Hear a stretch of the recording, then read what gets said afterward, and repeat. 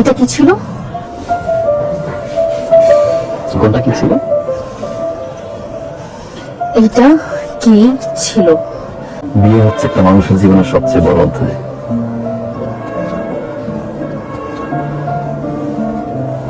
আর সেই বিয়েটা যদি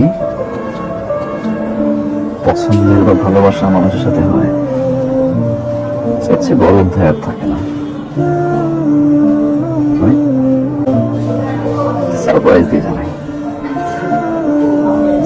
তোমার এই সারপ্রাইজ আমাকে অনেক কষ্ট দিয়েছে।